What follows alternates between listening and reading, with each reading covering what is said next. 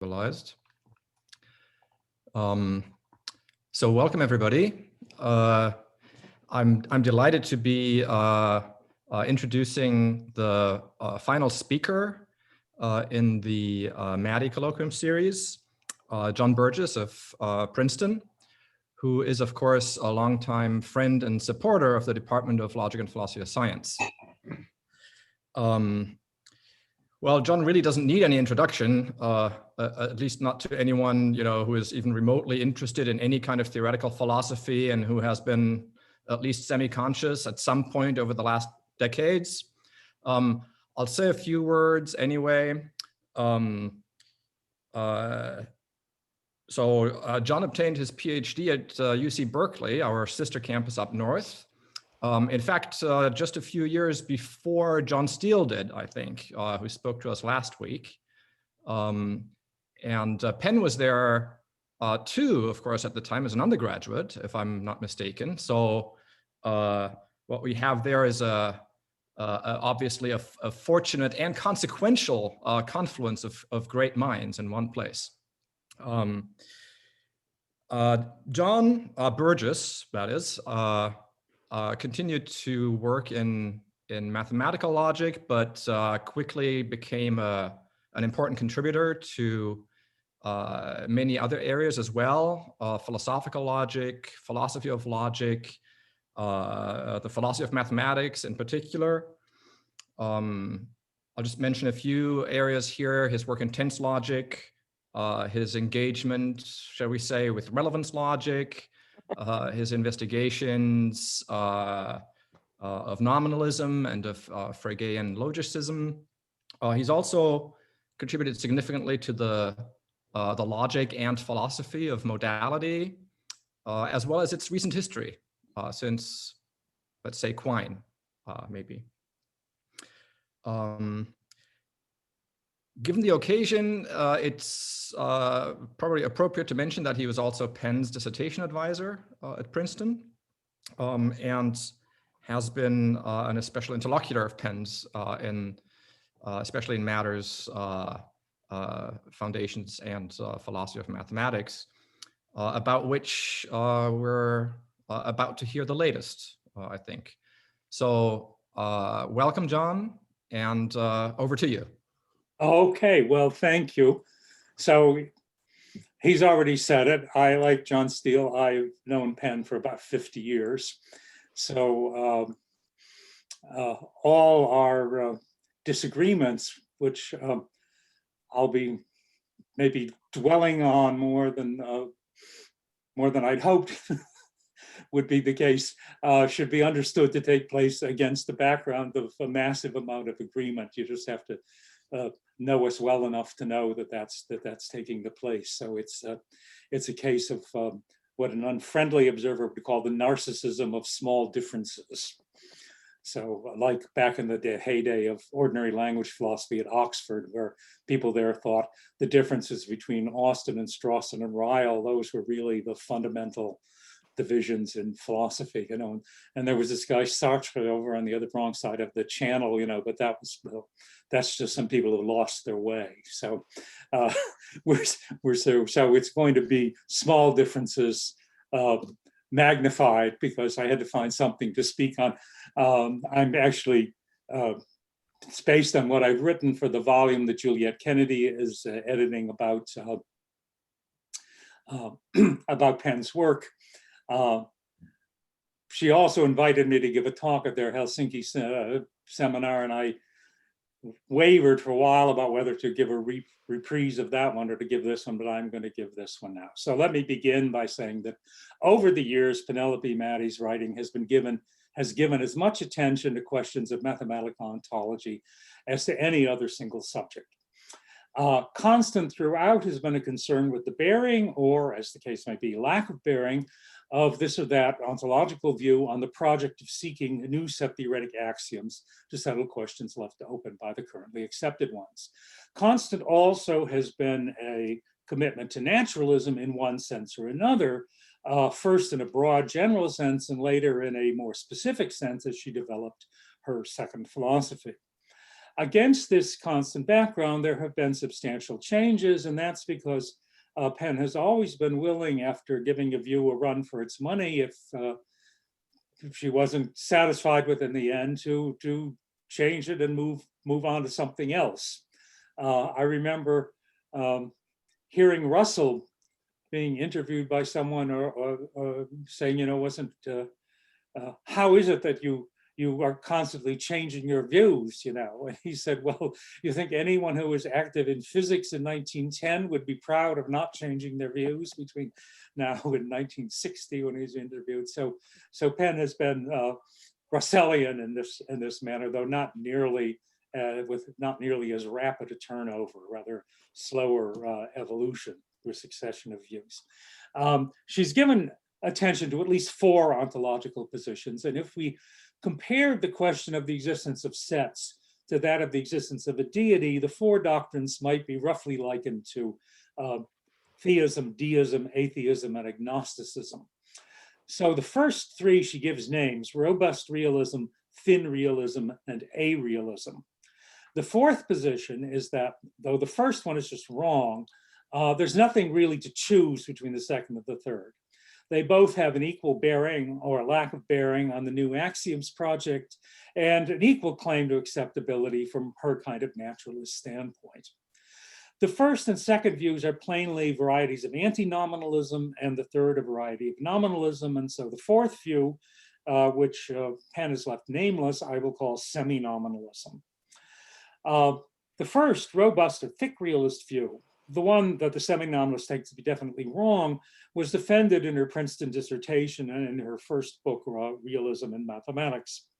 It was developed under the influence of the well-known passage where Gödel writes of our having something like a perception of the objects of set theory. And the commitment to naturalism at this stage amounted to an attempt to develop this thought in a way fully in accord with cognitive science and without any trace of parapsychology. Gödel's discussion in the same paper famously suggests how intrinsic or extrinsic grounds might be found for adopting new axioms, especially large cardinal axioms. Penn undertook her own examination of many post-Gödelian heuristic arguments in support of such axioms, but the ultimate outcome was her abandonment of her original ontological position, partly on account of what she saw as a mismatch between the character of those arguments and the kind of realist metaphysics that she had been endorsing, which just didn't seem to connect in any particular particularly with the form of those arguments. Her change was also closely connected with the direction of development of her naturalism, which became more and more specific through her second book, Naturalism in Mathematics, and later on a comparative study of 3 forms of naturalism, and her third book on second philosophy.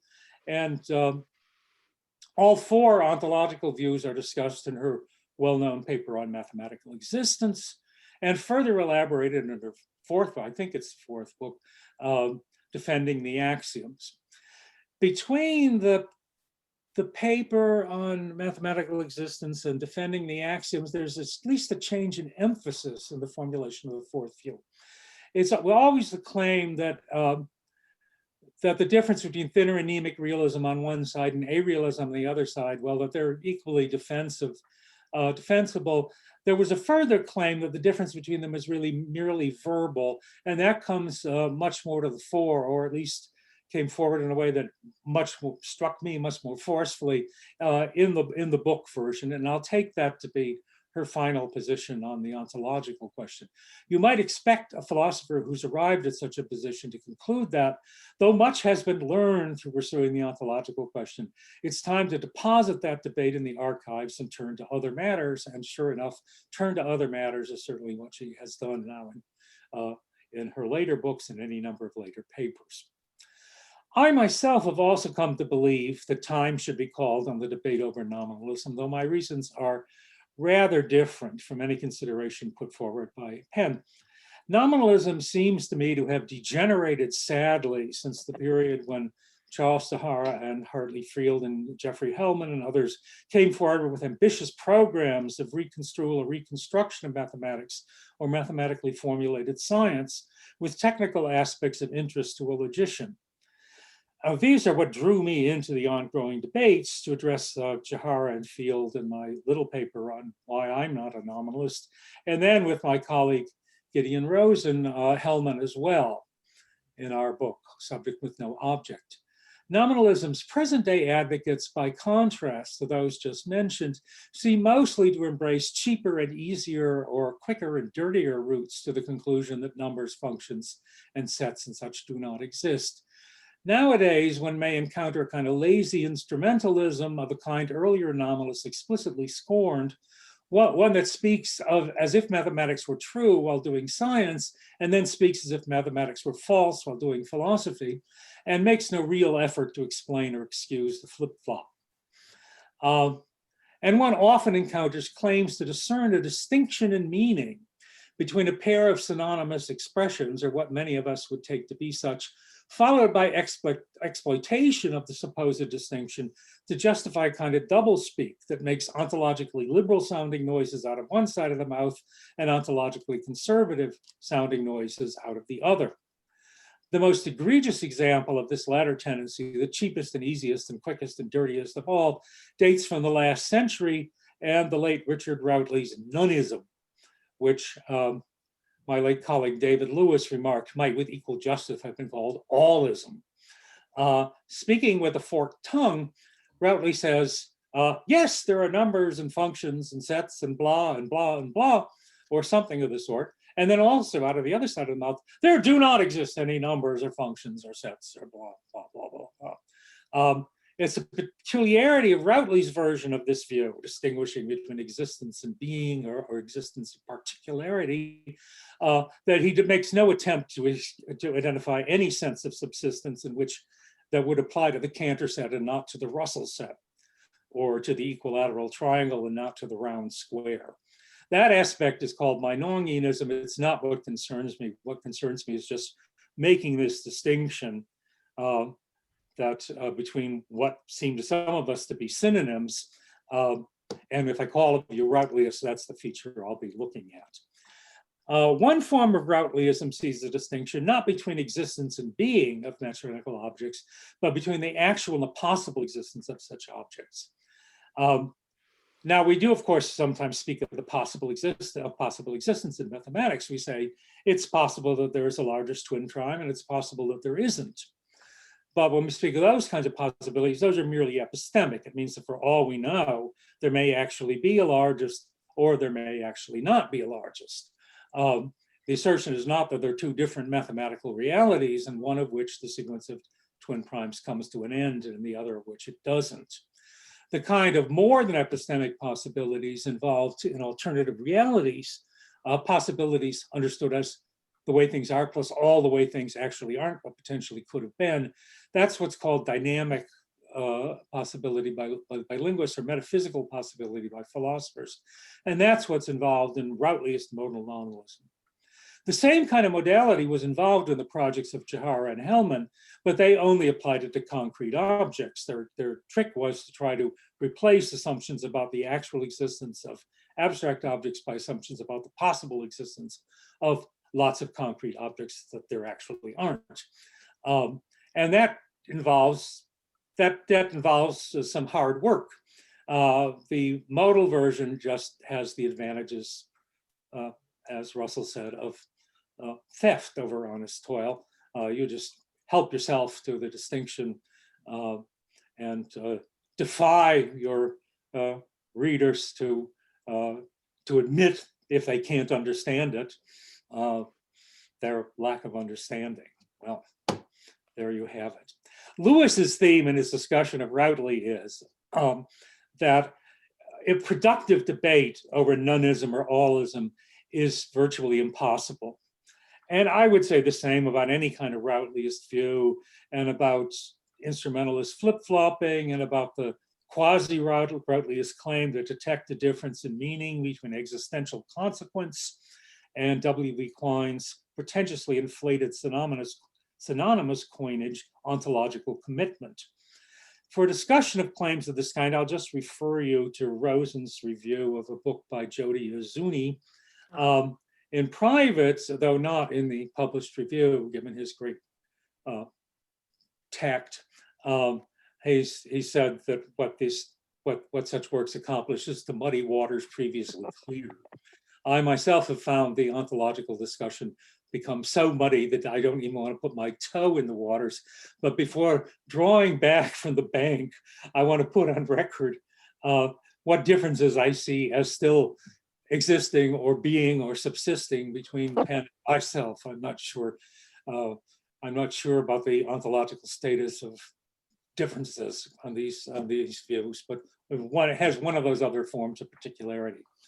So to begin with, let me start with Penn's contrast between her form of naturalism and others, and to begin with, the one adhered to by Rosen and me in our book. She quotes the following little snippet from our book. The naturalist's commitment is at most of the comparatively modest proposition that when science speaks with a firm and unified voice, the philosopher is either obliged to accept its conclusions or to offer what are recognizably scientific reasons for resisting them. And this is hardly an original sentiment. In fact, it's almost a paraphrase of another quotation I remember Russell making in an interview. Okay. Penn's view, by contrast, she says of her second philosopher, my inquirer doesn't decide to place her faith in something called science. She simply is one of those speaking with a firm voice on the basis of the evidence. So let me first try to dispel any mystery about what this thing called science is supposed to be. For present purposes, we may just take it to be that which is done in university science departments. Or rather, let us say natural science departments. I don't think we have to worry much about social science departments because they don't very often speak with a firm and unified voice. Maybe they'll speak with several different firm voices, but in discord rather than in dissonance rather than consonance in many cases.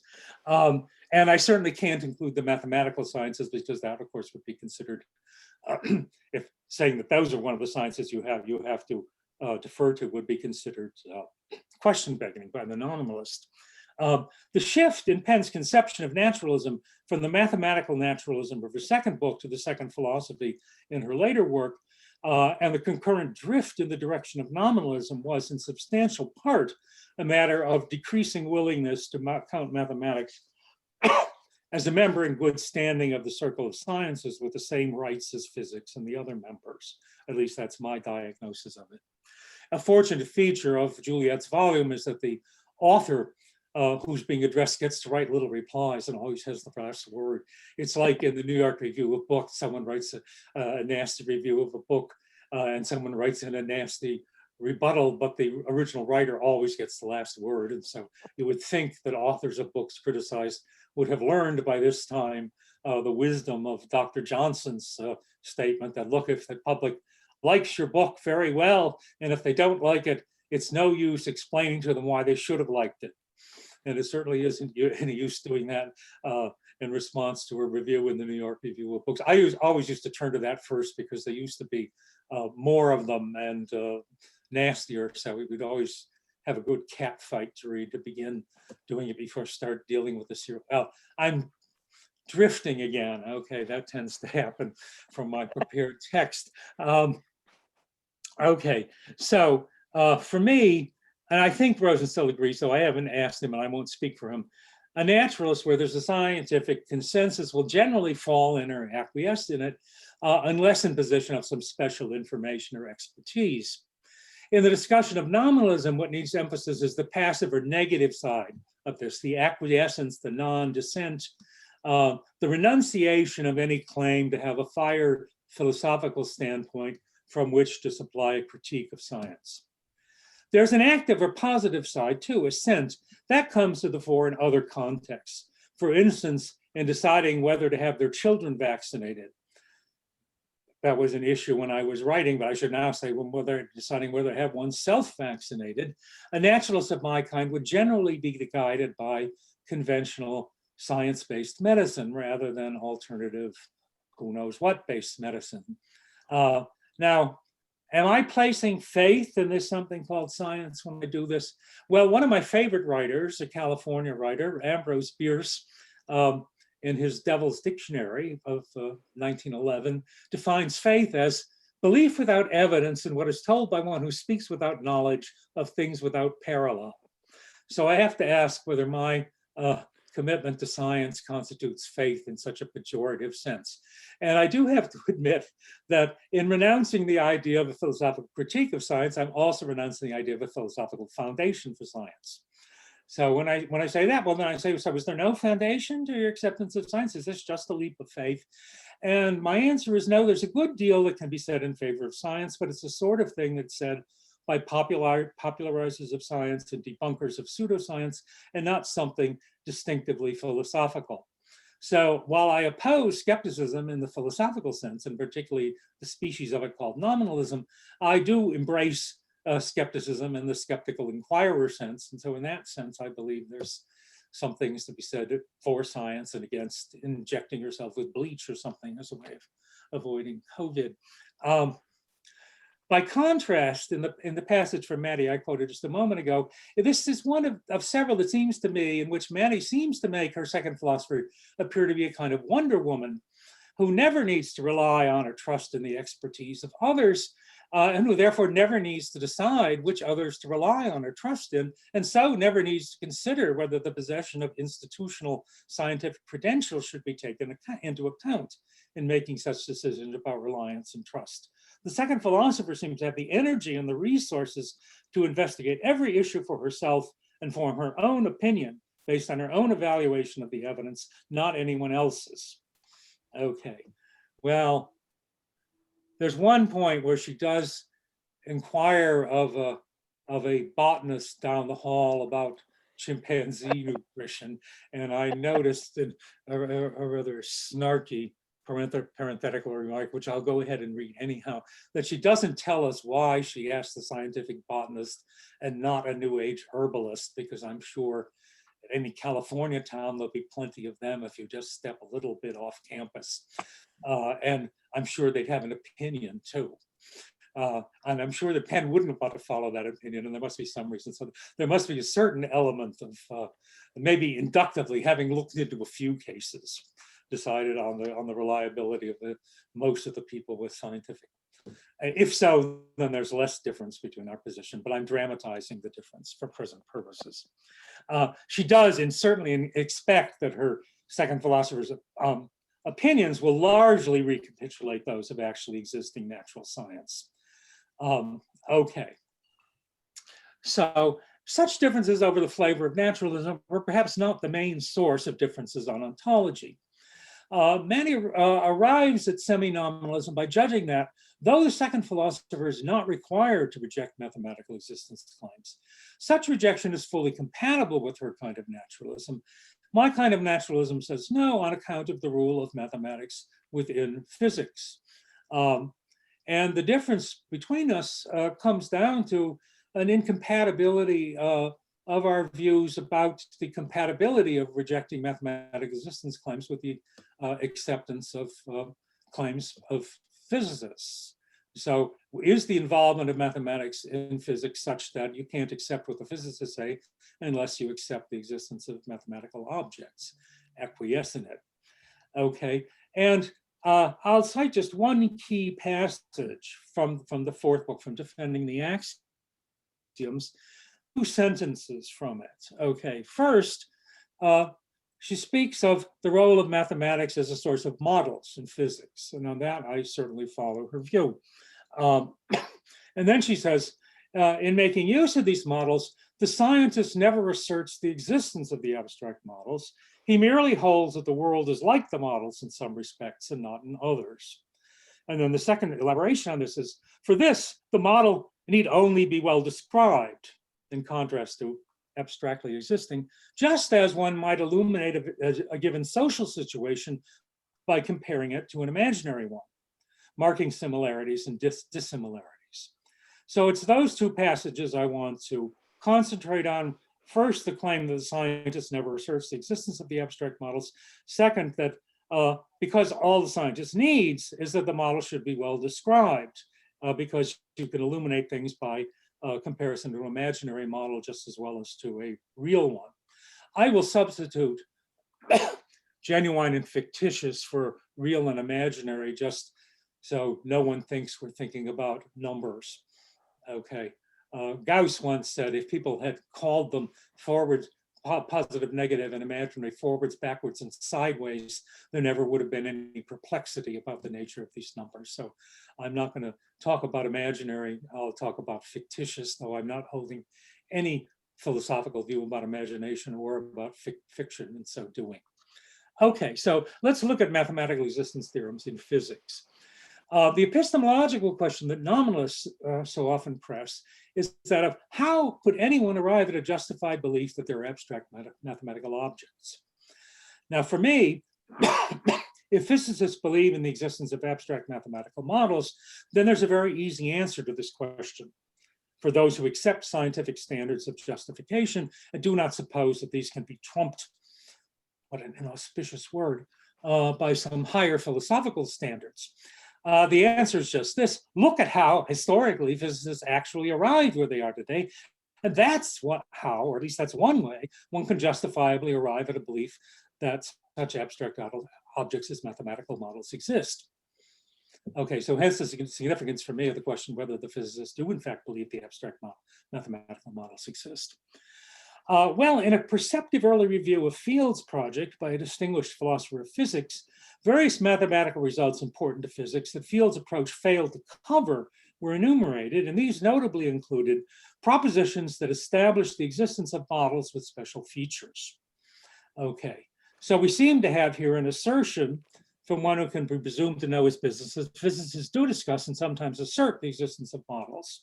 But that remark, of course, wasn't addressed to the formulation of Penn's, which I quoted, which comes from decades later. So I decided that rather than rely on the authority of the reviewer, I would actually proceed more directly and see if I could find quotations from physicists asserting the existence of models. Now, Penn made this much easier for me by including in her book a description, a long discussion of what sorts of things the physicists use as models, and it turns out to be mostly systems of differential equations, ordinary or partial, or really, I guess literally, it's not the equations that are the models, but the solutions to the equations, because the same equations may have several different solutions giving models with different properties, all of interest. Okay, so, and of course, solutions to differential equations are functions, real or complex variable, valued of one or several variables, and as such, they're paradigmatic cases of abstract mathematical objects.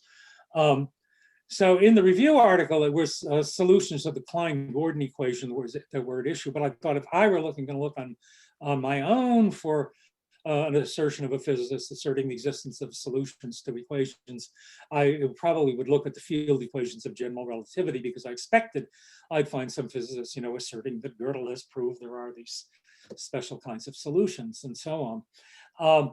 Actually, I had some trouble doing that. I mean, there were lots of people mentioning the Gödel solutions, but I could just see the captious nominalist saying, that guy's no physicist, that's a philosopher, And this other one, he's no better than a logician. And that guy, well, he's a mathematician, but he does some work in mathematical physics, but that's not real physics. Or this last guy, find one who's undeniably a physicist. Oh yeah, but now he's pursuing his philosophical hobby, or maybe he's retired and going off to write about philosophy the way physicists do when they're over the hill, we can't really do real physics anymore, or something like that. And I was looking for one by someone who could without cavil be called definitely a physicist doing physics. And so I didn't actually find one for the Gödel solutions, but I did find one for solutions of the field equations. R.H. Dickey, Princeton professor, was without cavil a physicist. He was both an experimentalist and inventor of experimental apparatus, as well as a theorist, and it was an astrophysicist and cosmologist, as well as a gravitational and atomic physicist. And he was a physicist of high standing, a winner of the National Medal of Science, among other awards.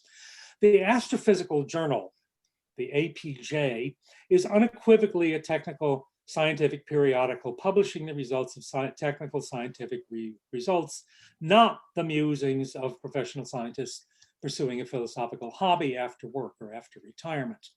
And I quickly found Dickey in an APJ paper on the cosmic background radiation, writing as follows. From the above discussion, and it was quite a long discussion, it is evident that there are solutions to field equations for which, and then there follow some more technicalities. So he, at any rate, asserts there exist solutions to the field equations of general relativity, and I submit that those are functions, and functions are abstract mathematical entities. It may be suggested at this point, well, though physicists talk this way, maybe they don't really mean it. And Penn has quite correctly remarked that the attitudes of scientists towards their best theories are complex and nuanced. Some posits are regarded as useful fictions. Some aspects are suspected to be artifacts of the modeling, and explicit idealizations are freely employed. All that is quite true, at least if you take it as I take it, to mean that when a mathematical model of a physical situation is proposed, the physicist seldom, if ever, supposes that every item in the model corresponds to some item of the physical situation, or that those that do correspond exactly. But it's one thing to say that, and it's quite another thing to say that the mathematical model itself does not exist, and whatever mathematical existence theorems say that it does are falsehoods, and whatever mathematicians believe such theorems are deluded. And that's the thing I don't find the physicists saying. If they do say it somewhere, well, then let someone produce one of those conclusions that can balance the conclusion that I've produced. Okay. It may instead be suggested that though physicists do assert that there exist functions, they're confused about functions, what functions are, and they don't really have a philosopher's conception of them as abstract mathematical entities. And it may be that they think, as certainly in the time of Frege, a lot of mathematicians thought that they were linguistic expressions of some kind. Now, if by linguistic expressions you mean abstract types, that isn't really going to seriously change the ontological question. They'd still be abstract. Could it be that the mathematicians think they're concrete tokens, linguistic tokens, like chalk marks on the blackboard? Are solutions to the field equations of general relativity made of calcium carbonate is the question. And the answer is they seem to say things that are contrary to that. Because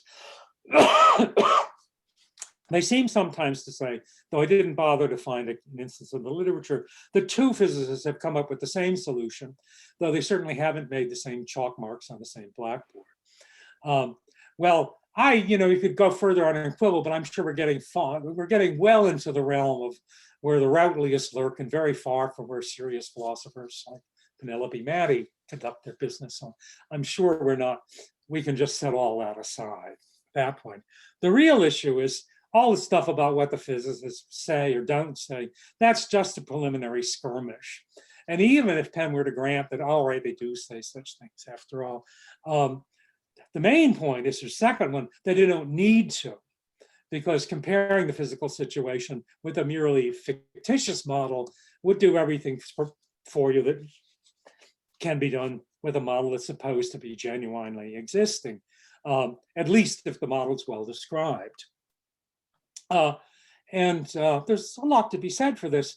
Penn and I both reject the so-called indispensability arguments for different reasons. For Penn, it's very briefly because indispensability arguments portray mathematics as much more like and of a piece with mathematics than it is. For me, it's because indispensability arguments just concede far too much to nominalism.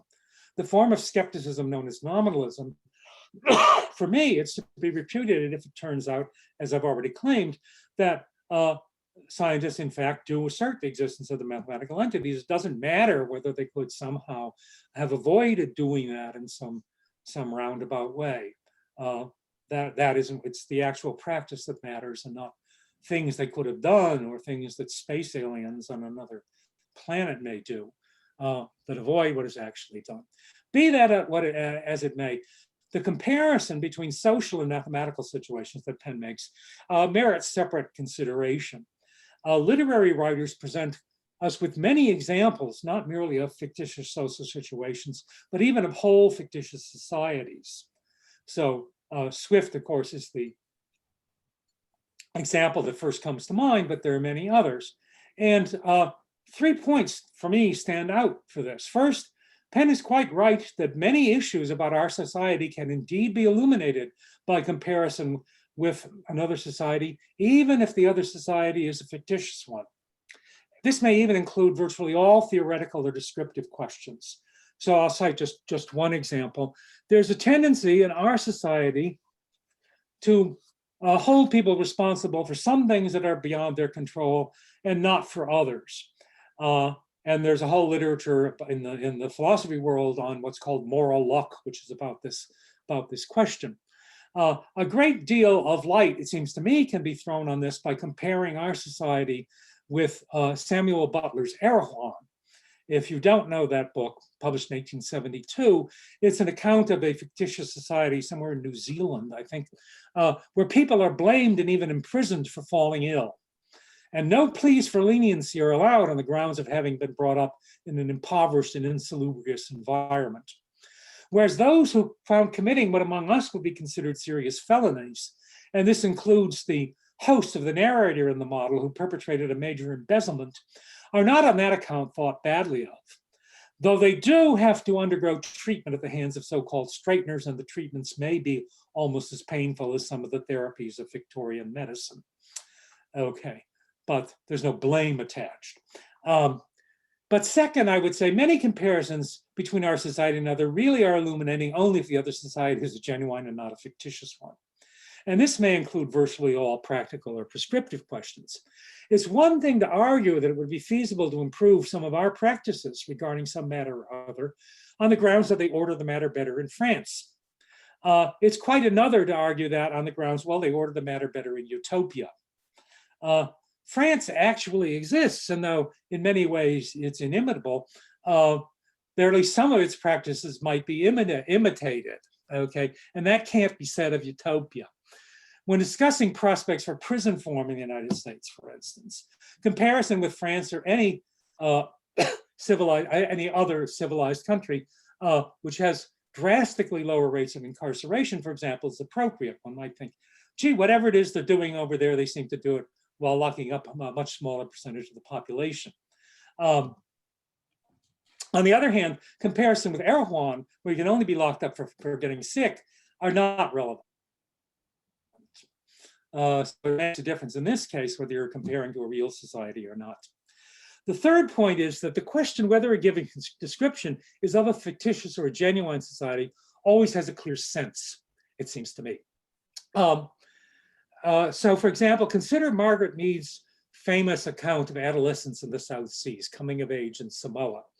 A few years after his death, there was a controversy about this. Some writer alleged that the society she depicted in her book was not the genuine Samoa of 100 years ago.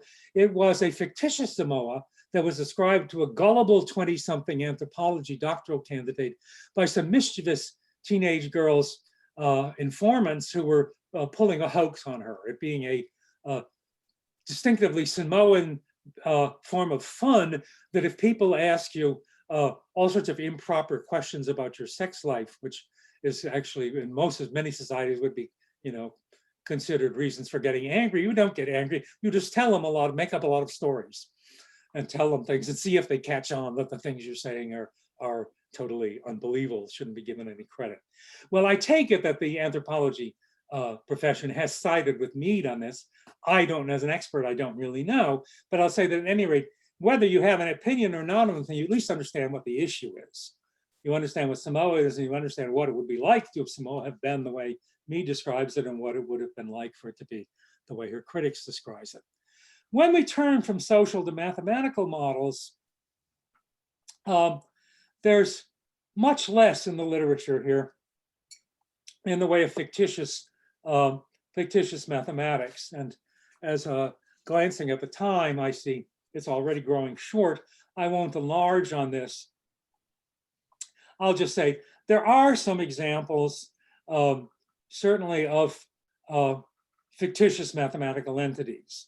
There are both examples of fictitious kinds of mathematical entities, and there are examples of fictitious natural numbers. So for example, Doran Seilberger published a blog about counterexamples to Fermat's theorem, supposedly ones of very enormous size, which have been discovered by some computer scientist, and he was using this discovery to complain about the practice of prestigious journals who won't publish something that's merely computational. So this counterexample being merely computational, they wouldn't publish, even though they published the alleged theorem, and so on. And some people apparently took this seriously, didn't note that the date of the blog post was April 1st, which it was, but okay. So that's an example. Are there examples where fictitious mathematical models get applied? This is much harder to find. I think there are some. If you look at very weak systems of formal arithmetic, where you can't prove that for every x, 10 to the x exists, you can still prove that 10 squared exists and 10 cubes exist. And if you really keep at it, you can prove that 10 to the 100 exists. That's called Google. But you can't prove that 10 to the Google, that it would call Googleplex exists, because that would take Google steps to do that. And you'll be dead long before you get done with that. So there's a contradiction there, but the contradiction is not one it's feasible to exhibit. And some people have suggested that there may, the idea of these kinds of fictitious numbers, these numbers that go on forever but never get to 10 to the 10 to the 10 or something like that, may actually have certain uses. This was suggested by Alexander Jessen and Volpin. I don't know, Penn, did you go to his talk when he spoke at Berkeley? Or maybe we're gone already. I heard the talk of Jim Geiser about Jessen and Volpin. But you didn't see Jessen and Volpin himself. Well, didn't see the man himself, no. Yeah, it was really interesting because he was a Soviet dissident, and Tarski really wanted to support him as a Soviet dissident and really didn't want to in any way be thought of it, seen as in any way supporting his mathematical or philosophical claims. And he had to do the introduction and try to accomplish both these things at once. So did you see the Jessen and Volpin squad when they came and spoke at Princeton? I did not, no. Okay. Oh, it might have been before you arrived. Yeah, well, anyhow, yeah, I guess you arrived a year before me at Princeton. And anyhow, there is an example. Edward Nelson has made similar claims, and he's not Jessen and Volpin. Okay, so I think if he says it may be, well, then there may be. But these things are rare. And I think also by this point, it's clear that this isn't what Penn's talking about when she's saying maybe we consider the models fictitious. She's discussing the possibility of considering all the mathematical models fictitious. You still then have to distinguish somehow the fictitious ones from the genuine fictitious ones. But that sort of thing can be done. I even had another student long after Penn, Reina Hayaki, and her dissertation was about that sort of thing and its relation to modal logic. And there are other cases. Saul Kripke told me that among fictitious gods, there are some genuine fictitious gods and there's some fictitious gods.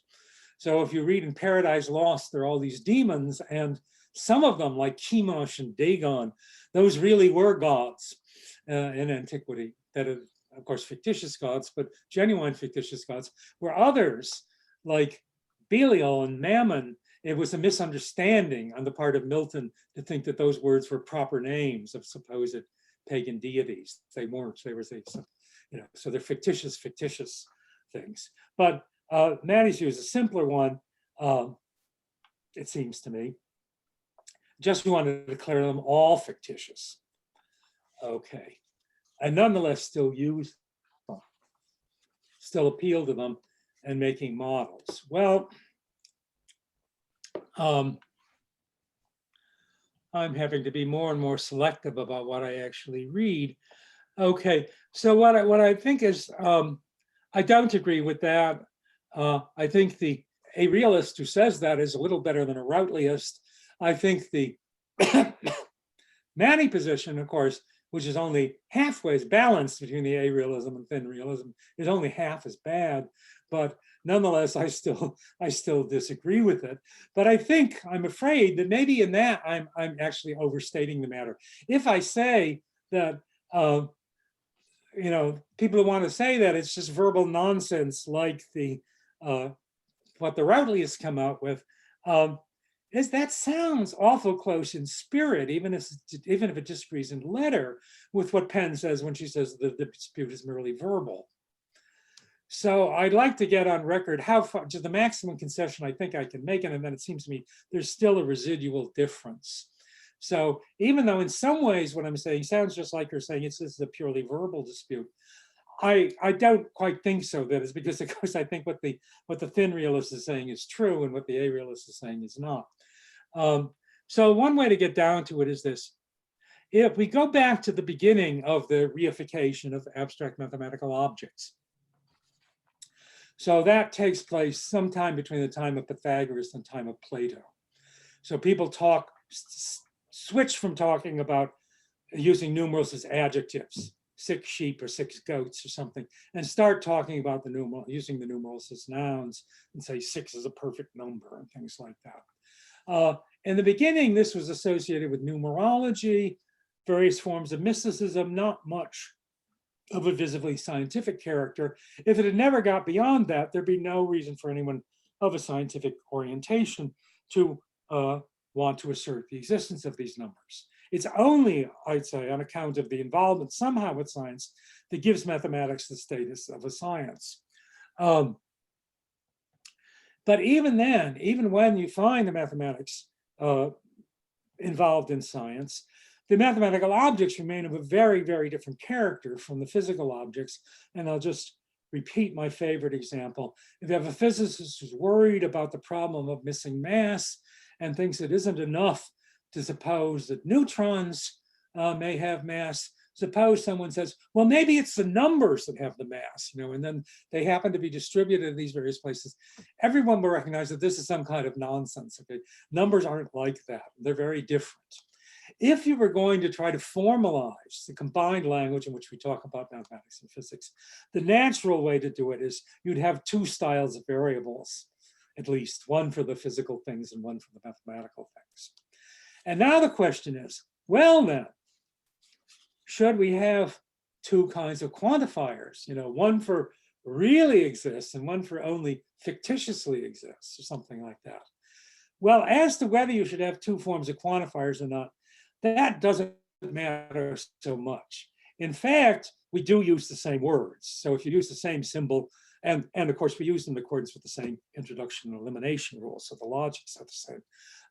You'll be 1 point closer to the way we do things, but the model is highly idealized.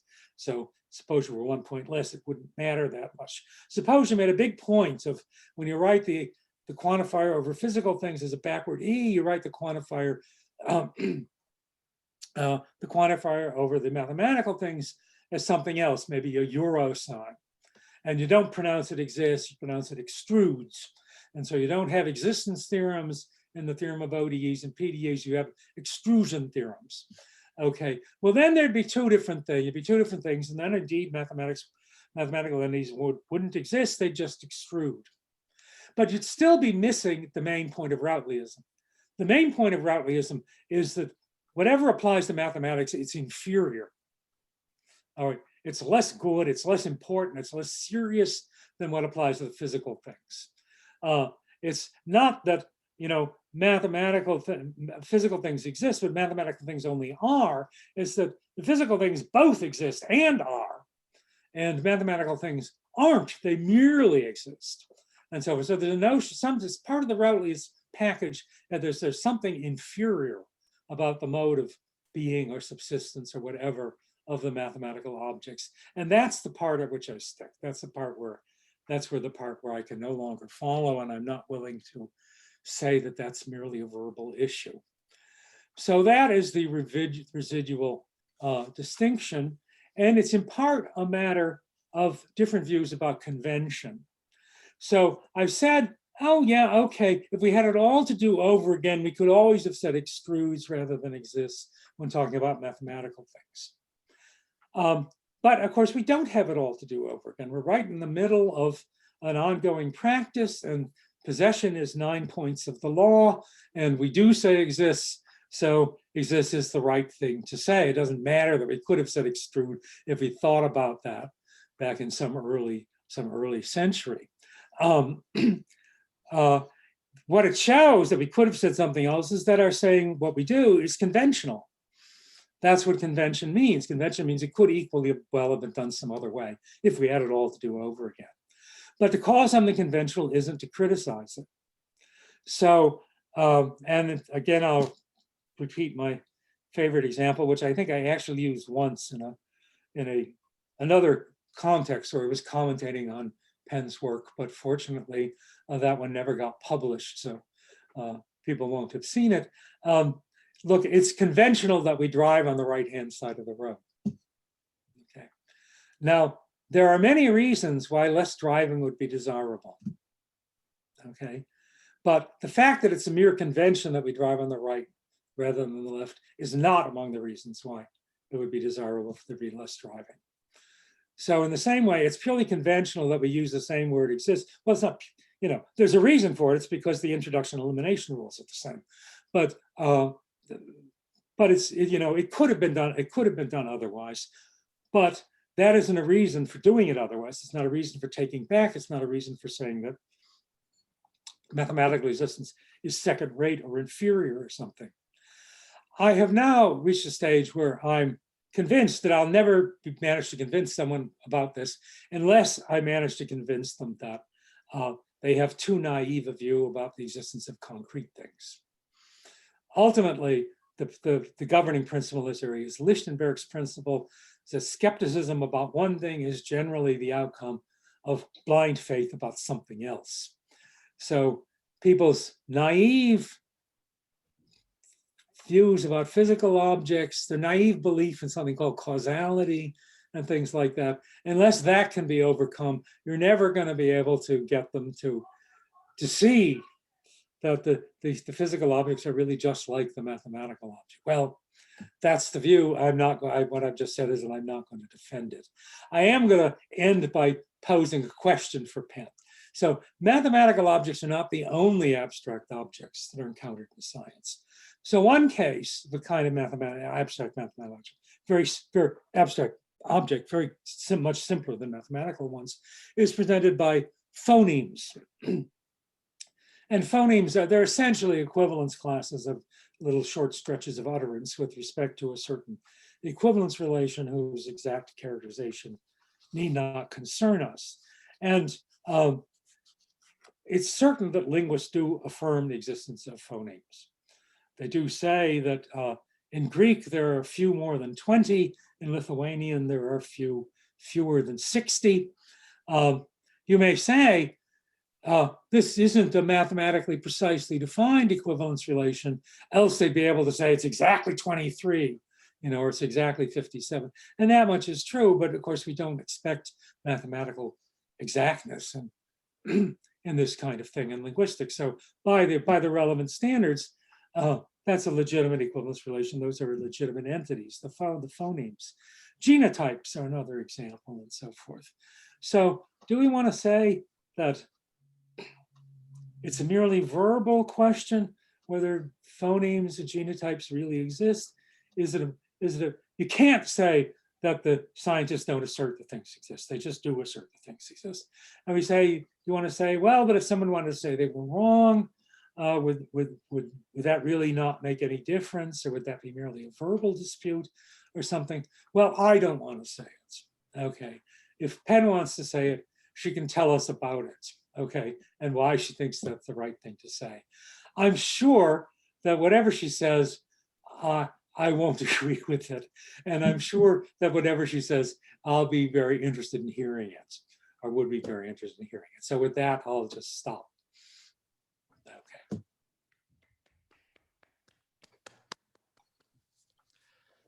Thank you very much, John. That was fantastic. We'll take our traditional 10-minute break. So we will reconvene at 16:08 hours Pacific Standard Time. I will pause the recording during the break, so people should feel free to chat about whatever they like. Well, I have to make use of at least half of that break time, so. So we're ready for the question period. As I mentioned, if you have a question, please just type question or just Q in the chat. If you have a finger, that is a follow-up on somebody else's question or an answer that has just been given, you might also write finger or F for that matter. We already have anonymity Q, and given the history of the Q's generation, I will start with John Steele. Oh, doesn't Penn get to say something first? Oh, I'm sorry. My apologies. Of course. Penn. Okay, well, I guess I'm a little at a loss because I've written like 2,500 words or something like that in reply to this paper of John's already, and I don't want to do all that. So let me just say a couple of things. One is,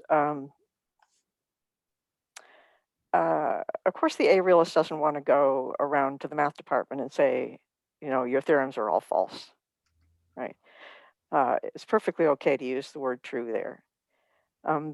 I think there's a story that the A-realist could tell about why the mathematicians talk that way, and a story that you actually started, right, when you were explaining why we do use true, even though we wouldn't have to have used true. I mean, that really is to give me, I think, all I want, which is that you could not use true and exists in mathematics and not come into conflict with any facts. But that isn't what we did, right? We had this this history that led, and you know, and there's a more complicated story you could tell about the way math was applied, you know, in the time of Euler and so on, about how people thought about it then, and the nature of arithmetic and everything that would make it reasonable for us to use true. But the A-realist could think that that's a little like the naturalness of saying, and I'm going to borrow an example from Mark Wilson, saying that the astronaut is weightless in the capsule that's circling the Earth, right? I mean, if you thought of weight as being connected with gravity, then the guy who weighs 180 pounds on the Earth weighs 33 pounds on the moon, and you ought to really say where he weighs 0 pounds is, you know, at the tipping point between those two gravitational fields, and that's not on the orbiter. But they're perfectly reasonable explanations of why we use weight. We say weightless, and to try to make people stop saying weightless would be pointless. And so the A-realist could think the same thing about the use of true in mathematics, and when doing mathematics, talking to mathematicians continue to use true. So I think when you say that it could have gone the other way, I'm not sure what more I want. Is John going to reply to that, or should I say my other points? Kai, tell us what to do. That is totally up to you. If you would like John to respond at this point, we can certainly do that. John, what do you want to do? I'll say a couple other things. Oh, I'll just tell a story. I had a friend, the friend from whom I first learned about the existence of Bourbaki. So this is back when I was in math camp as a high school student. And he always, if people asked, how much do you weigh? He would always answer, where? Okay, he's very insistent on I guess with a Bourbaki's type of fussy rigor about the distinction between weight and mass. And so his mass was the same on the moon as it is on the Earth, but his weight was different. But you know, if you're talking to people, I don't know whether any of you used to watch the X-Files, but we had, at the time that they were on, we had kids who liked to watch them, and we watched them with them. And they had one absolutely ridiculous show in which an elevator was in free fall. All right, and the character was being pressed down to the floor of the elevator, you know, finding it very difficult to raise a finger above the floor of the elevator. So you're talking to people whose understanding of physics is on that level. That's all weightless could mean, you know. Weightless, you say, no, the person in the falling elevator will be weightless, and that's, you know, that's the ordinary, for ordinary people, that's about as far as you can go. Perfect. Well, Well, Okay. Mark has a nice example, as he put, of a rocket scientist saying this. Mark, do you remember this from Wandering Significance? Unmute yourself. Unmute yourself, please. Mark, we can't hear you. Yeah, well, I usually try to repress what I've written, but I do remember that. Anyway, just quickly on convention. I agree with you and Carnap that in our theory, overall theory of the world, there's some things that are in there decision. So for example, the example I always like to use is Einstein using continuum mathematics in general relativity. And he says, it's not like I'm wedded to it, but I couldn't think of anything better to use. And so here it is. So I think on the Carnapian picture, you have to say, okay, so the decision was made. That was a linguistic decision, a conventional decision. And now when we've made that decision, now it's true for us that space-time is continuous. But that seems like a weird way to describe the situation, because Einstein doesn't forget that that's why, how that continuity assumption got into his theory. He remembers that he did it by convention, and he treats it differently from other parts of his theory, and he worries that for various scientific reasons we might decide that we should change that. And so, and the kinds of reasons that we would give would be ordinary scientific reasons, not some special extra kind of reasons that take place in some, different pragmatic realm. So it seems to me, yes, there's stuff that's conventional, but no, we don't then thereby assume that it's true or take it to be true. And I don't know, should I say something about phonemes? I think what the debate is about is whether they're phones, which is sort of whether strings of speech actually come in little units. And I think there's a debate in linguistics about whether that's true or not. Maybe Kai, do you know about this? Not a thing. No, okay. Yeah. So There's assuming... some kind of view that they're contrastive rather than intrinsic acoustic properties.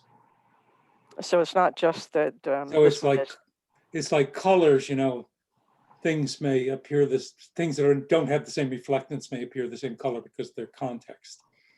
I see. So, but you can say that some of them are aspirated, say, or not. Or is it only but all of these things that turn out to be relational or contrastive properties. Right. Okay. So there's some worry about, well, but even the assumption that there are the little units, I think, is up for debate. But assuming there are the little units, then the question is, and there are these equivalence relations between them, though they're now contextual, which makes it even muddier, I suppose. Do we have to believe that there are the equivalence classes? Well, I mean, I don't know enough linguistics to know whether there are scientific reasons that you would want to actually take those seriously as posits, or just think of them as, it's kind of a fancy way of talking about the phones. In some cases, I mean, in the case of numbers, I think we did have reasons to start talking about them as actual things, as opposed to just, saying it's a fancy way to talk about, the number properties of something or other. But I don't know enough about this part of linguistics to know whether those pressures are there or whether it's just sort of a convenient way of talking. So I guess I can't really answer that question. Okay, now we should get to unless John wants to say something. No, I'll just say about the Einstein example, it's a model. And he says, I'm going to use a continuous model. Mm-hmm. The fact that he's using Einstein will, within the same derivation, switch back and forth between continuous and discrete models of the very same entity. You know this, and you've read the book about Perrin. You've read the deduction in there of Avogadro, the formula for Avogadro's number. No, I don't know that. Oh, it's obtained by balancing two equations, and one of them is based on a discrete model, and the other is based on a continuous model. Abraham Peiss, in his biography of Einstein, mentions this, and also mentions that Einstein doesn't even mention that the second one the second equation is presupposing a continuous medium.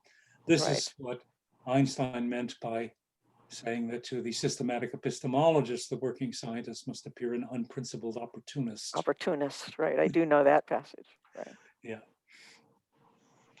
So, yeah, it's a matter of how sympathetic one's going to be in the interpretation of Carnap. There are, of course, things that are right and things that are wrong from our point of view in any earlier writer. So, okay. All right. In that case, I will turn to the queue, which still has John Steele at the top. Okay, thanks, John, for a great talk. I had a couple more questions, but a couple anyway. So the first one was about, I was going to ask about Carnap, and you sort of already started on that, and how you would compare him to Routley, because there does seem to be some resemblance in that he has a much more sophisticated, but you might say empty position in the end. The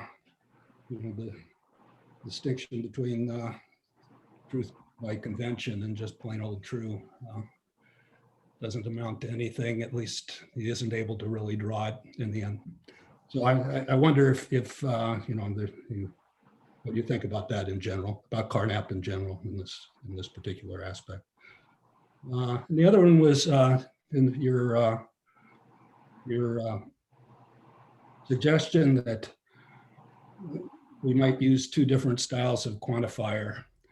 So I wonder if, this just occurs as you're talking, if you read a physics paper, how easy would it be to go through it and put the quantifiers right and put them into those two different is this just something routine that one could routinely do? Has anyone ever done this with a physics paper? Oh, well, that was two questions. Now, let me take the second one first. So the writing in the two styles is, yes, if you look in the literature on nominalism, when the constructions are done optimally, which is to say the way Gideon and I do them in our book, you're starting with a formulation of the theory. There's one style of variable. It's a two-sorted, first-ordered theory. There's one style for the mathematical entities and one style for the physical entities. And I don't think when you go through a physics paper, you usually can tell whether the thing they're writing down is supposed to be a physical particle or supposed to be a number. Not always because of the but I think the reconstruction of that to make this distinction in the physics paper, even in that Einstein deduction, is no worse than trying to take a mathematician's argument and turn it into a formal proof in CFC. Okay. And of course, we all know that that's not a completely trivial task. And the more people have tried to actually do it with these automated theory provers, the wider the gap is proved to be. So it might be the other thing, the gap would also be quite wide. But I'm not thinking that, the physics is perfect. It's not some deep philosophical thing that neutrinos may or may not have mass, but numbers definitely don't. And the kinds of things that are like numbers or tensors like that. But it may not be. I may be wrong about this. Maybe they aren't very clear about the distinction between the physical thing and its mathematical correlate. I think the other question was about Carnap. The matter is, I believe that I've done a paper about this too, about Carnap and Klein, and is there or isn't there a distinction between what's conventional and what's non-conventional? The main thing is that neither one of them believes in, nor I believe does Penn believe in, and certainly I don't believe in something called fundamental ontology. So I don't believe in it's possible to get behind all merely human representations to a God's eye view of ultimate metaphysical reality as it is in itself, independent of us and our concerns. And so therefore I think of the question of the form, well, once we do that, will we find there are sets there or not, is not a significant question, because the presupposition is not only, the presupposition is infeasible and maybe unintelligible. But if I were to answer the question, I'd say, no, if we got behind all merely human representations, it's not clear there would even be objects with properties there. To talk about objects with properties, including the concrete ones, that's already a projection of the human form of language.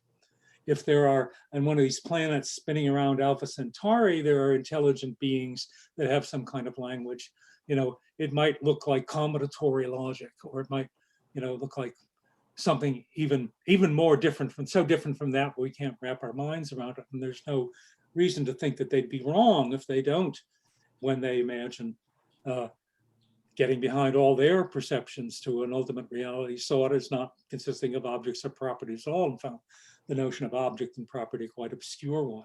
So that's what I meant when I babbled about thinking the real problem with the nominalists is their naivete about the existence of the concrete things. They think, if we got behind all merely human representations, well, some of them think there'd be chairs and tables. And other ones say, no chairs. And all there would be fundamental particles. And then some of them who know a little more physics will doubt about the fundamental particles too.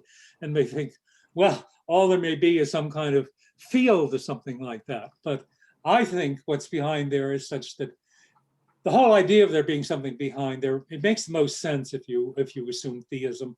And if you assume theism, then all of these people have an excessively anthropomorphic theology. If they think what you'd see from a God's eye point of view is anything we can even imagine. So in that sense, I don't believe in ontology. Carnap didn't believe in ontology. He didn't even like to use the word ontology because it was Heidegger's favorite word. And Quine insisted on using it just to needle Carnap, I think. And so then we got this sort of pretentious form, but all Carnap really believed in, I think, is that you can do something like a glorified taxonomy that doesn't just cover the biological realm, but might cover all the other sciences, and just get a list of the things that are recognized in the different sciences. And that there would be a conventional element to their recognizing the things they do, and there would be, but they would adopt the conventions they do because the conventions are convenient for dealing with our world. And that's where the point where Quine presses him. He says, but then look, you're admitting that part of the reason we adopt these conventions is because the world lends itself to being described when we use these conventions and not when we use these other conventions. And so there's a factual component to that too. And so that's why the distinction between the conventional and the factual isn't a clear one. Well, that's in 100 words. The paper's called, I've even forgotten what the paper's called. Well, so can I ask a follow? Do you think that there is a distinction to be made between adopting the various mathematical and scientific theories conventionally and not conventionally? I mean, where is the convention? Where do people convene? Well, our scientific theory is the way it is. That's another one of my repeated formulations. In part because the world that we're dealing with is the way it is, and in part because we are the way we are. Descartes, history of philosophy in 30 words, thought you could get behind anything contributed by us to how what's really there in the world. This is only possible by a miracle, and for Descartes it was possible because of a miracle. God had already implanted clear and distinct ideas of what's behind there. We just have to clear away the obscure and confused ones, and we'll be able to see it. Now, Kant had already given up on that idea. There's no getting behind us, but he at least thought you could display what's contributed by us in a pure a priori form before the input from the world comes in. So Carnap still believes something in that direction. Well, he no longer believes it's a uniform thing for all human beings in the nature of the mind, but he thinks that there's a clearly conventional part, and then there's a clearly non-conventional part. And Quine says that there are different shades of gray. So there's no factual black and there's no purely conventional white, they're different shades of gray. And all I would say, yes, but some of the shades of gray are more pale and some of them are more dark. And to say that this is one of the paler ones isn't a criticism of it. It's an inevitable feature of anything we produce that's going to have some pale stuff in it too. Could I just say a word here? I do think they're tables and chairs. I think the guys on Alpha Centauri may have a different way of dividing things up, and they'd be equal, you know, they're fine. That's fine. But I think the world does have structure, and so some ways of describing it would be wrong, and some are right. So yeah, I'll cop to a certain amount of naivete about tables and chairs, I think. And I do think they're different from measurable cardinals.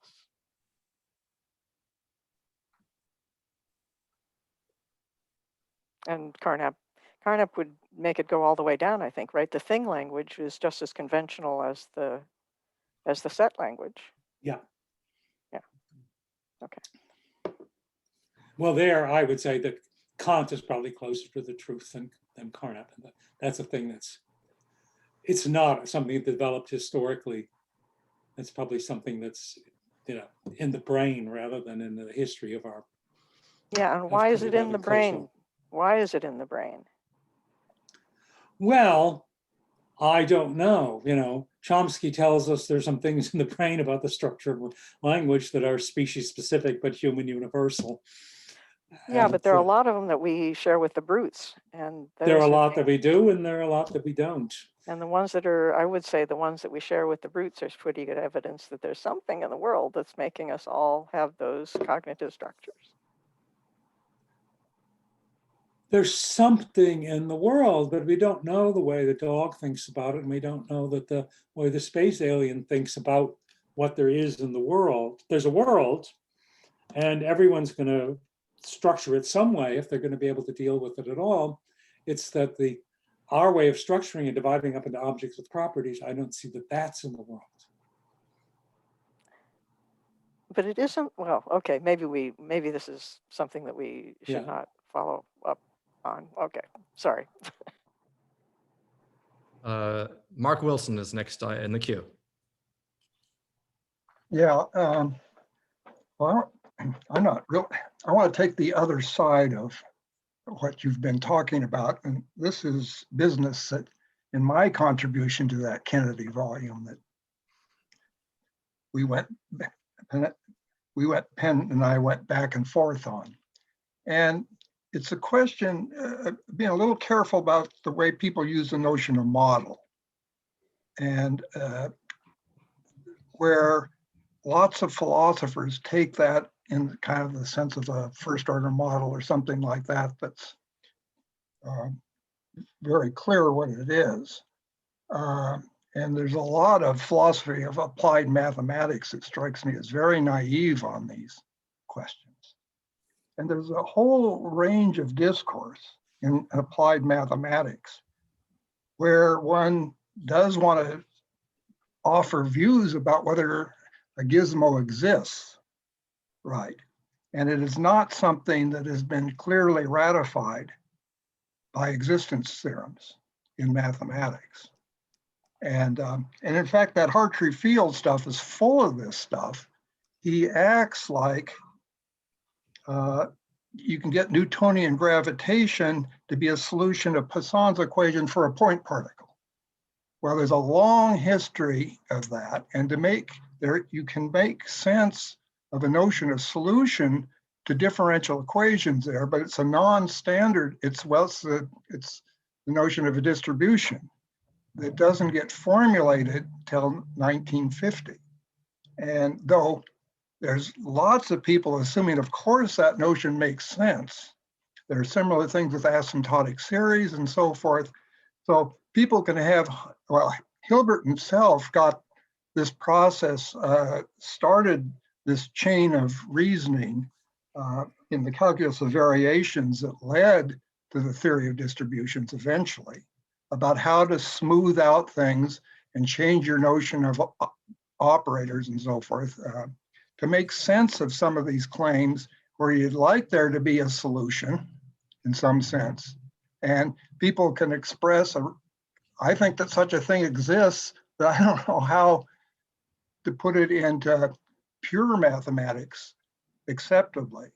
But anyway, so there is a range of discourse that's kind of posed halfway between the physicists and the mathematicians, where you're searching for things. And in my little contribution to what I wrote about pinning, I have some nice quotes from guys like Paul Levy about that the meaning of differential equations is always kind of, what do you say, misty or unsettled, or, you know, and it's dealing with this in-between discourse where there are genuine questions of existence that are in between these two realms. Well, I do actually in the paper come close to touching on some part of that. That as I allude to the Dirac delta function and the Schwartz distributions as an example of the case of a physicist applying fictitious mathematics. So I would say that I'm looking for, is there some case where you're applying fictitious mathematics? Well, it's a fiction that there is a function that takes the value of 0 everywhere, but it's 0, but nonetheless has a positive integral. So, but there are lots of, I mean, if you look you went back the, to 18th century, so if you accept that as an example, then there's everything that was done in the 18th century is an example of applying fictitious mathematics. However, there's a question, because Penn's formulation involves a well-described model, whether these models are well-described or whether they're not well-described until the rigor has been fixed up by the mathematicians. I will only say is that the Schwartz thing is the beginning, but there are just thousands of cases across engineering mathematics where we have a sense that there's some good way to represent the notion of a solution, right? And we're trying, you want to try to find, to make, there's sort of a slow thing of converging on a better treatment of the differential operators and a better treatment of the notion of function. And I won't say they're fictitious, but I will say that they haven't been, at least I would prefer, haven't been nailed down to the degree one would like in mathematics. But there's a lot of the stuff in this sort of nether territory. And I wouldn't describe it as fictitious. That's, you're rejecting what I'm trying to claim. Well, I'm not sure that I'm rejecting what you're trying to claim. I was trying to find something that might be called applying fictitious mathematics.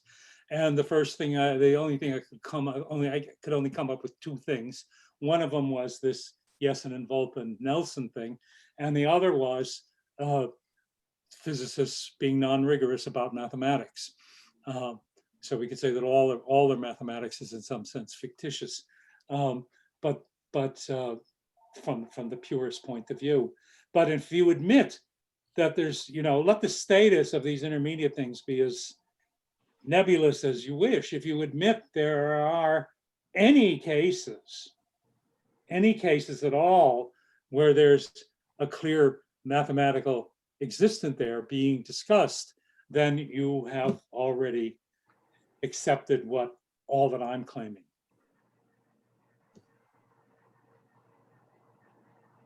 Okay, I'm not claiming that every time a physicist tries to use mathematics, what they come up with is always a problem for the mathematical physicist to try to make sense of, or almost always it's a problem rather than a thing that fits into some pre-existing thing. But the thing, if there's any pre-existing machinery in which you can say the existence theorems are true, that's enough to settle the ontological question so far as I'm concerned with it.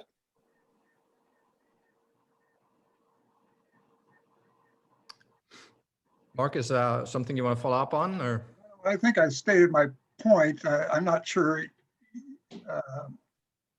There's talk of existence has a lot of support in between these 2 stools, is all I'll say. But I already said that, so I don't need to say it again. Next in the queue is Toby Meadows. Hi. I was interested in the way you were thinking about the relationship between thin realism and arealism.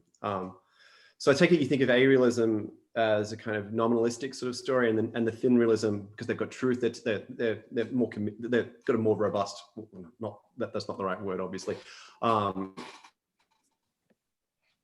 commitment to the ontology. I'm sorry, you're freezing for me. People are talking about.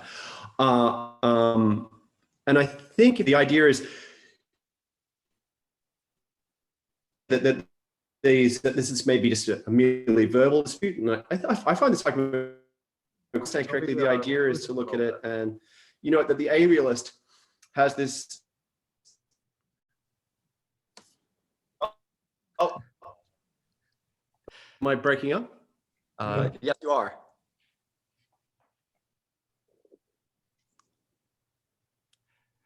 In fact, right now, it's as if you didn't exist.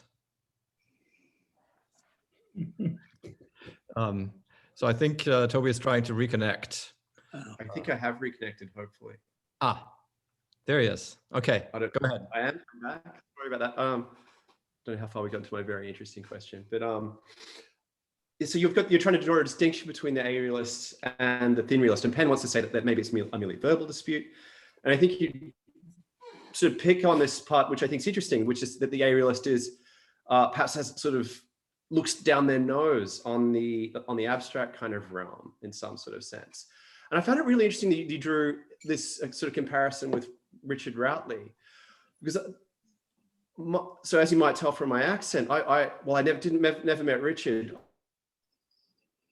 I was brought up in the tradition of with many students of Richard, and I don't think they look down on this abstract realm at all. In fact, I think I've never seen so much unbridled enthusiasm for square circles and golden mountains in the Meinongians. So I find it, so it's not even, there's not in that kind of community, I don't think there actually is a negative attitude towards the abstract. And I find this, so I suspect maybe something about attitudes towards the ontology is crucial here, but I'm not sure, I'm not even sure if these categories that we have are classifying it very well yet. Well, could I butt in here, Don? I didn't say anything about this in my reply. But, the arealist has no disdain for mathematics whatsoever. The arealist thinks it's a great enterprise. It's just not in the business of truth or falsity, which is, I think, why it's a little funny even to call it nominalism, because it's not even saying there aren't any. It's saying truth and falsity is not the relevant way of describing it. Anyway, sorry to butt in there. well, David Lewis said that Routley certainly puts it forward as nonism, thinks he's making some important negative claim about a large realm of things that other people are making positive claims about. Lewis suggests he could just as well have called it allism and saying he's making a bunch of positive claims about things that most people make negative claims about.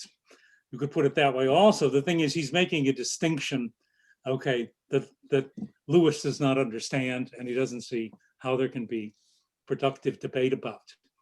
So mine is like that. My view is like that, but it's also my view that I think it's clear in Routley that the things that well, since he doesn't say being is the thing that opposed to existence, he speaks about particular quantifiers. So let me say, make a verb out of a particularize. The things that exist, the tables and chairs, they also particularize. They particularize too, but they do something more. Whereas the other things only particularize, they do something less. And that seems to me to be giving them somehow a lower status. It's like Descartes doesn't deny that there are modes as well as substances, but the modes are less real than the substances. When Hobbes asks him, Mr. Descartes, how can one thing be less of a thing than another thing? Because real comes from the Latin word for thing.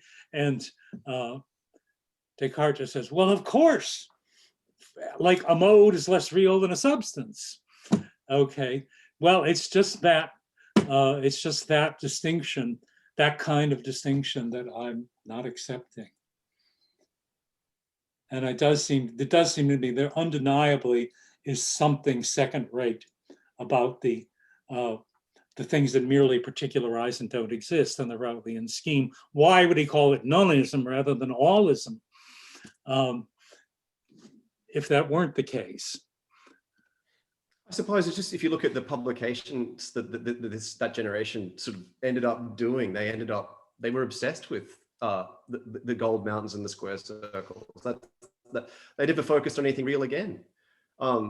That's sort of the history of Australian sort of logical philosophy around that period. So I mean, I take your point if you look at the way it's classified, but in terms of where the rubber hit the road, they just went off into, you know, paraconsistency, dialethers, and the whole lot. Yeah, well, that's the part I said I wasn't going to deal with the impossible square or the impossible entities. Not that. With the main thing was there was claimed to be a distinction between two things,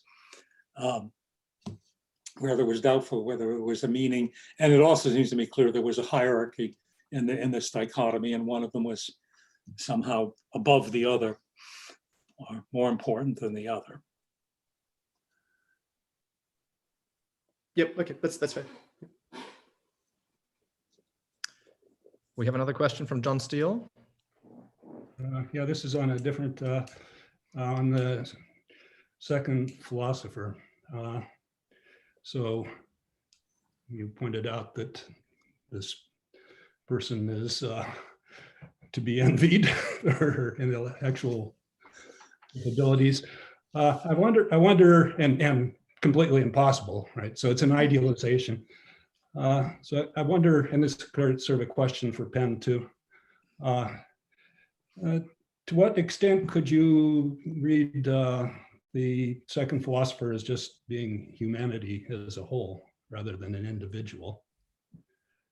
And so then the process of acquiring knowledge that you're interested in is not really what one individual does, which is quite accidental a lot of the time, but it's how humanity as a whole got to where it is. So, you know, is that in the wrong neighborhood, or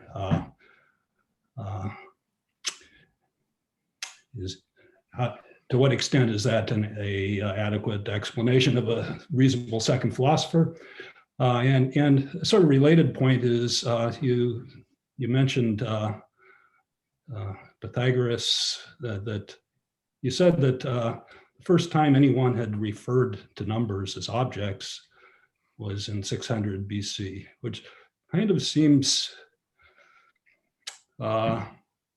surprising to me, really surprising, because people had been counting sets, at least according to Wikipedia, they'd been counting sets since the year 70,000 BC.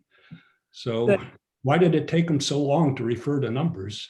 And you know, there was tax collecting going on in 3000 BC. Well, tax very late. Tax collecting, you need to know how many people are there. So many people.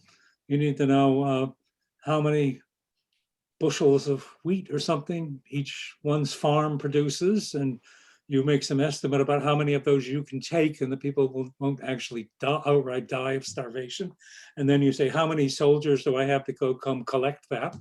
And you do these calculations, and in all of that, you're only using the numerals as adjectives. You're saying there are 1,000 villagers, each one has 5. Each one has produced 50 bushels of wheat, you know, and I have 30 soldiers to go collect them.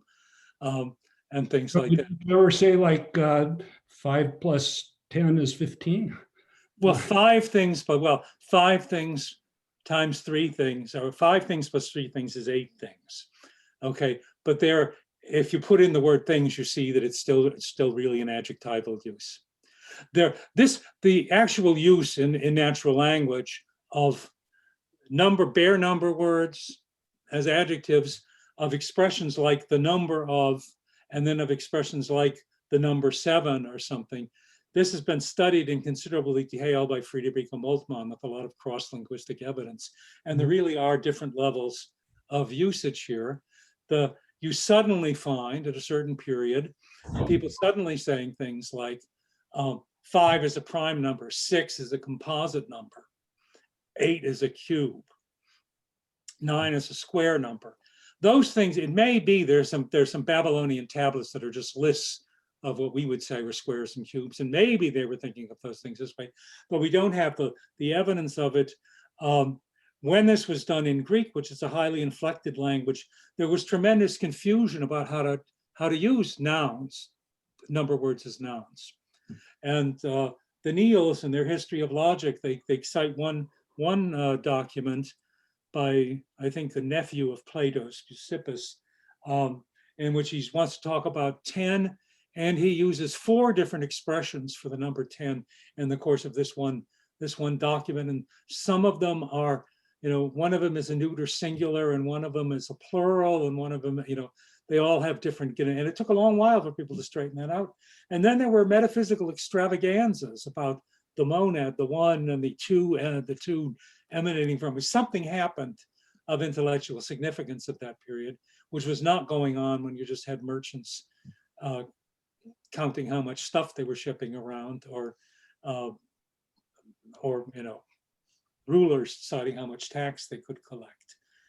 So I don't think there's anything in the, I don't think there's anything in the Egyptian documents. So they had a complex civilization that actually requires you to, if there's anything like thinking about theoretical questions of number theory, in contrast to geometry, where there are the beginnings of theoretical. It starts as practical surveying, but you get towards steps towards theoretically thinking of things. Just the thinking of the numbers of objects actually is, you really don't notice it because we're so used to it, but it is, I believe it's a roughly datable historical event. John, could I ask a historical question, since you know all about this? Was that the same time that people started to realize or to think that there wasn't any largest number? Oh, I don't know about that. I don't know about that. And I don't know about all these things. I do remember once reading a review in the New York Review that mentioned, one of the books it mentioned was hypothesizing that this change to thinking of the numbers in abstract had to do with the introduction of money. That it was connected with the introduction of coinage, which is something that took place about that time. So I don't know I have no idea whether this speculation is sound or not, or what exactly it's based on, because I usually read reviews in the New York Review of Books as a way of avoiding reading the actual books, or it hardly ever results in my deciding I must get hold of that book and read it, well, much more often saying, well, now I know what I need to know about that book.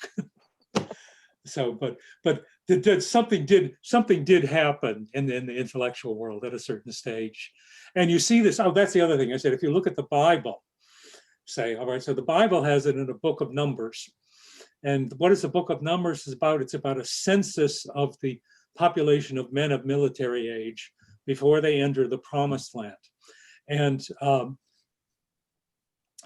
it does not contain, like Phrygia expression was, so the number of men of the tribe of Issachar was 30,000. It always has the number word in an adjectival position. So it says, all the men who were reviewed were 30,000 men. See, now, when you get to the Book of Ezra, which is one of the last things written, it begins with Cyrus is returning some loot that was taken by Nebuchadnezzar. And it says, Cyrus had his treasurer Mithridates count these out to Sheshbazzar, the prince of Judah, and this was the number of them. He numbered them unto the prince so-and-so, which means he counted them out to, and then he says, and this was the number of them. And so there you find the expression of the number of appearing, and it's not there in the earlier one. Now, when you get to Augustine, he's discussing, did God create the world in 6 days because 6 is a perfect number, or is 6 a perfect number because God created the world in 6 days? Fortunately for interest of sanity, he came down on the side of the former, but which made the property of the number independent. We had to wait for Descartes to find someone who thought the necessary truths were also dependent on the divine will. But something people weren't speculating about that sort of thing, see, in 5000 BCE or something, whether there were already merchants, and there were already tax gatherers and things, and they were already doing arithmetic.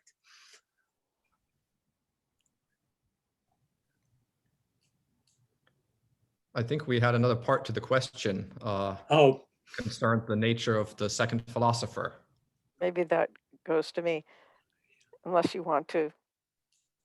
John, do you want to talk about that? no, I would just say that if the second philosopher, I was reading it as contrasting with what Rosa and I were speaking about, which was us, you know, so an individual or a small group of people, so that there wouldn't be that the compare. I was just taking it that it was speaking about a single, albeit imaginary individual or idealized individual. So I'll leave it to you to say. Yeah, it is expressed as an idealized individual, and John is right that there is that one moment when when she takes testimony from a biologist down the hall, but that was well, most of the time. Well, I wanted to do it, and I guess there was a reason for it, but yeah, okay, let's count it as a slip. But I don't think that precludes what you're suggesting, John, because in a way, what she does in her greatly idealized form is sort of recapitulate the history of science. So I sort of imagine her, you know, having had all the insights of Newton and everybody and along the way. So you could think of it as just the scientific community evolving. Yeah, it seems like a lot of epistemology is devoted to the ethics of belief for individuals, or at least people seem to present their ideas in that language, you know, to the point where you're Descartes and you're all by yourself. And, but that's not how the knowledge has evolved. No, and you would want the second philosopher to be able to entertain a couple of different options at a certain time to see which one is going to pay off, which, you know, it doesn't sound very Cartesian, right, or something. But so I think you're quite right.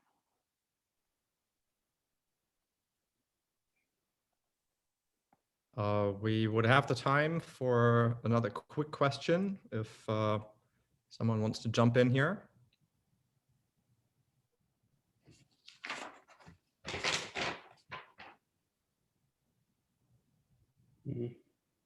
Yeah, my observation is that having been to, you know, going both to math talks and to philosophy talks, they're completely different worlds. And this used to make serious difficulties when we were trying to plan, you know, as logicians, joint events. In the philosophy talk, it really does seem a failure if the discussion doesn't last, you know, the full amount of time allowed for it. Whereas in the math thing, if there's more than one question, that suggests there must be a mistake in the paper, you know, and someone has found the mistake in the paper, and they're going on about it. So I will take it. I always complain when we have speakers that these people have been in the profession for 30 years and they haven't learned how to give a 50-minute talk.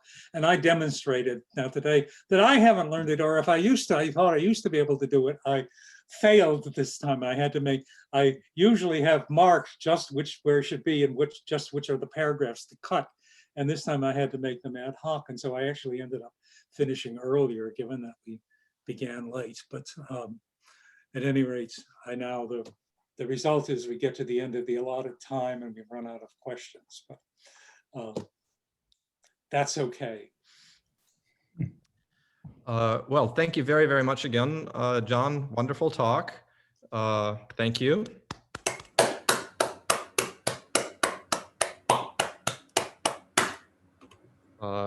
a thank you also goes to everyone else who participated in this really outstanding colloquium series, which, as of course you all know, was to celebrate Penn and her work on the occasion of her retirement. I will end the official meeting in a few seconds, but I'll leave the Zoom channel open so people who want to hang around and chat can continue to make use of this meeting. So thank you very much, everyone, again, and have a good night. Wonderful Scott. series. You.